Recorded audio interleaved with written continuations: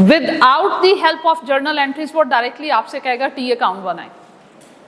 ठीक है, अब टी अकाउंट मैं बनाने जा रही हूँ, वही प्रोडक्शन कॉस्ट फ्लो चार्ट मेरे जहन में जब मैं जर्नल एंट्रीज पास कर रही हूँ, वही प्रोडक्शन कॉस्ट फ्लो चार्ट मेरे जहन में जब डायरेक्टली मैंने क्या बनाने, लेजर अकाउंट्स। अब डायरेक्टली लेजर अकाउंट्स कैसे बनाने, पहले इंटीग्रेटेड सिस्टम में और फिर इंटरलॉकिंग सिस्टम में। आज बुक से प्रैक्टिस नहीं, आज इसका ये सारे कॉन्सेप्ट्स क्लियर करते हैं। अब ये भी आपने सिर्फ देखना और समझना है, साथ साथ नोट नहीं करना, फिर बच्चों को समझ नहीं आती कि हो क्या रहा है।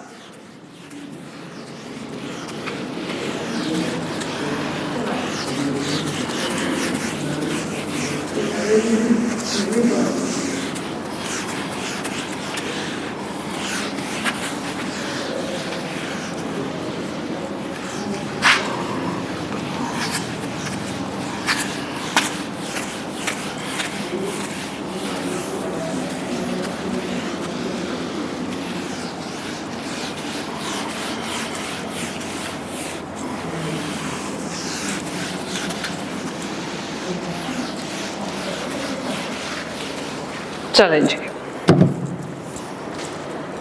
इंटीग्रेटेड सिस्टम है,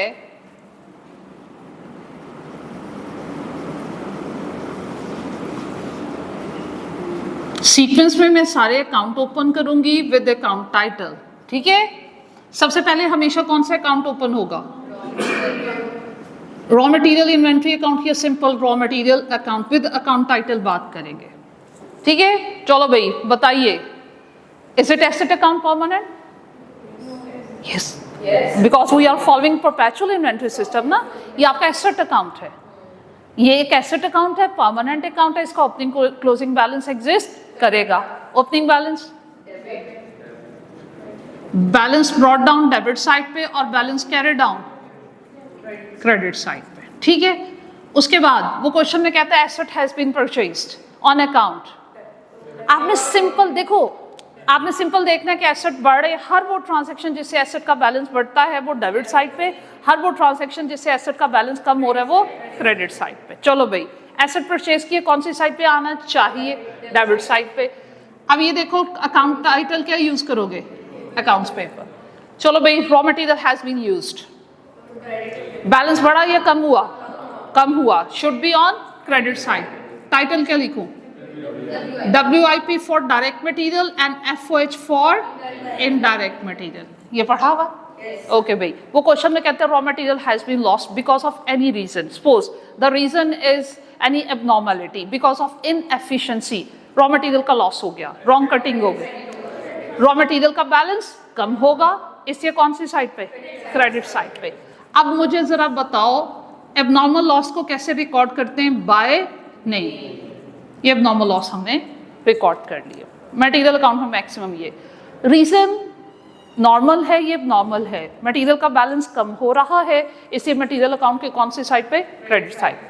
सपोज वो क्वेश्चन में ट्रांजैक्शन देता है कि मटेरियल हमने इशू किया था प्रोडक्शन प्रोसेस के लिए, ये हम स्टोर रूम के पॉइंट ऑफ व्यू से बना रहे हैं, हमने रॉ मटेरियल इशू किया था, स्टोर रूम में रॉ मटेरियल की क्वांटिटी कम हुई, हमने क्रेडिट साइड पे रिकॉर्ड किए, वो रॉ मटेरियल वापस आ गया, तो इसे कौन सी साइड पे, डेबिट साइड पे। तो प्रोडक्शन प्रोसेस से की तरफ भेजा हुआ माल स्टोर रूम में वापस आ गया, should be on debit side. Account title क्या लिखोगे, डायरेक्ट मटेरियल वापस आया WIP, इनडायरेक्ट मटेरियल वापस आया FOH।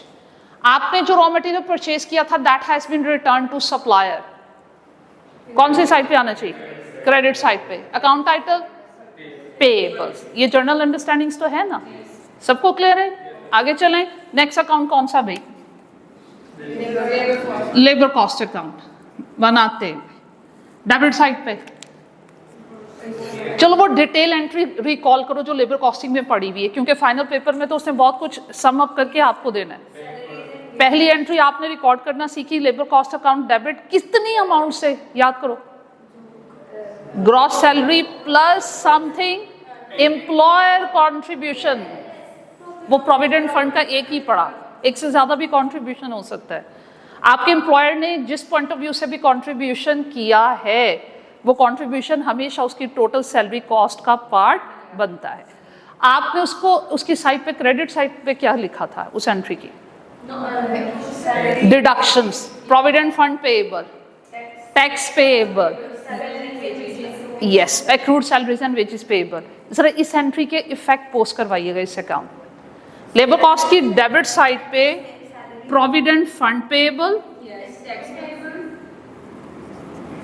और क्या है? टैक्स पेएबल और एक्रूड सैलरीज एंड वेजेस, ये इसकी डेबिट साइड पे आएंगे। अच्छा भाई, अब डायरेक्ट लेबर कॉस्ट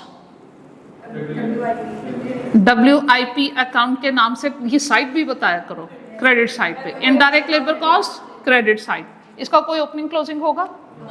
ये टेम्पररी अकाउंट है, कोई ओपनिंग क्लोजिंग बैलेंस नहीं होगा। एडवांसेस भी सिखाए थे। जब एडवांस लेता है आपका एम्प्लॉय, आप एंट्री क्या करते हो? एडवांस डेबिट और बैंक क्रेडिट, क्या इसका कोई इफेक्ट यहाँ है? Advance has been taken up by employ, no, वो अभी उसने एडवांस दिया, वो आपका एसेट है, वो एक्सपेंस नहीं बना। अब उस एडवांस के अगेंस्ट में आपने benefit has been taken against advance, advance expire हो गया, एंट्री क्या होगी? लेबर कॉस्ट अकाउंट डेबिट और एडवांस अकाउंट क्रेडिट, इसका इफेक्ट आएगा इसमें? यस। कंफ्यूज हो तो मैं रिपीट कर देती हूँ, बात क्लियर हो गई?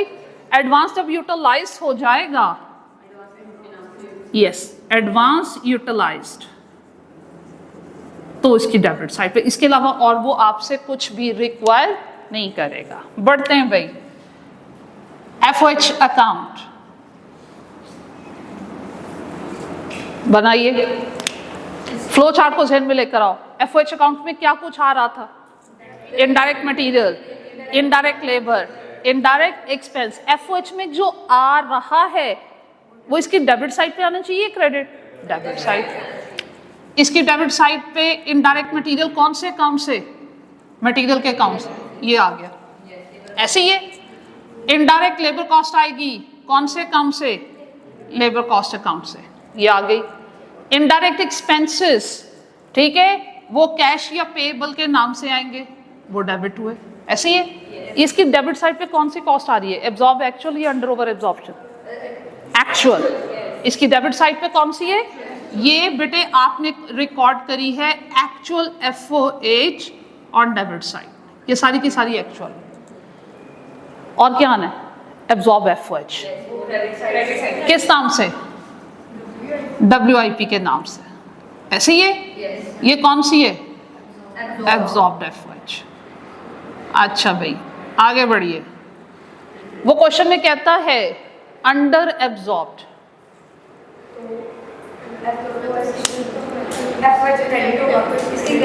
यस, अंडर एब्जॉर्ब्ड होगा तो इसकी क्रेडिट साइड पे आएगा, ठीक है। किस नाम से आएगा? CGS के नाम से। अगर CGS आपको FOH अकाउंट की क्रेडिट साइड पे नजर आए तो अंडरस्टूड बात होगी, ये कौन सी कॉस्ट होगी। और अगर CGS इसकी डेबिट साइड पे नजर आए, ओवर एब्जॉर्ब। यहाँ तक सबको क्लियर? Are you sure? अच्छा, फिर आगे बढ़ते हैं। FOH अकाउंट के बाद नेक्स्ट कौन सा अकाउंट बनेगा? प्रोडक्शन कॉस्ट फ्लो के सीक्वेंस को मैं लेकर चल रही हूँ। ये एक इन्वेंट्री है, एसेट अकाउंट है, इसकी ओपनिंग क्लोजिंग बैलेंस एग्जिस्ट करेगा। Opening balance brought down, closing balance carried down credit side पे। WIP में क्या आता है? Direct material, direct labour, direct expenses, इसमें आ रहे हैं। इसकी कौन सी साइड पे? डेबिट साइड पे। डायरेक्ट मटेरियल कहाँ से आएगा? मटेरियल का तो एक ही अकाउंट होता है ना, डायरेक्ट या फिर इनडायरेक्ट। ये यहाँ आए और क्या आएगा? Direct labour. ये कहाँ से आए? ये लेबर कॉस्ट के अकाउंट से आए। ऐसे ही है। और भाई डायरेक्ट एक्सपेंसेस हुए तो ठीक है, नहीं हुए नॉर्मली वो नहीं देता। आगे बढ़िए, कुछ और आना है WIP में? कौन सी FOH से आना है? एब्जॉर्ब। कौन से अकाउंट से? FOH अकाउंट से। तो WIP की डेबिट साइड पे हमेशा याद रखना है। और अगर बेटे आपको याद हो, मैंने प्रीवियस चैप्टर में एक बात बोली थी, जब भी मटेरियल लेबर लेना एक्चुअल, FOH जब भी लेना एब्जॉर्ब। ये बात हुई? ओके भी, आगे बढ़िए। यहाँ से कॉस्ट ने कहाँ जाना है? फिनिश गुड्स, तो इसकी क्रेडिट साइड पे क्या लिखेंगे? Finish goods.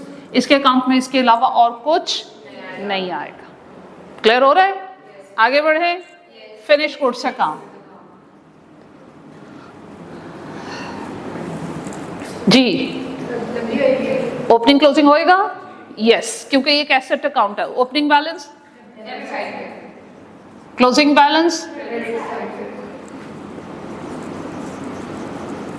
चलो भाई, यहां कॉस्ट कहां से आनी है?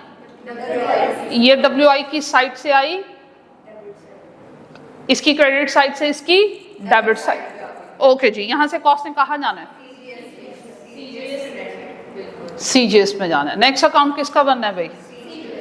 CGS अकाउंट बनना है। ठीक है, ये ऑनवर्ड, ये तो फिर आपको पता है सिंगल फ्लो है, ये आप इजीली कर जाओगे। अच्छा भाई, ये हमने एंट्रीज पास की, डायरेक्टली टी अकाउंट बनाए जब वो कहेगा इंटीग्रेटेड सिस्टम। अब देखो मैं इसको इंटरलॉकिंग में कैसे कन्वर्ट करती हूँ, पहले इसको नोट कर। और उससे ये देने हैं, प्रैक्टिस में दिए हैं हमें, डायरेक्टली टी अकाउंट बनाओ, कभी इंटीग्रेटेड सिस्टम में और कभी इंटरलॉकिंग सिस्टम में।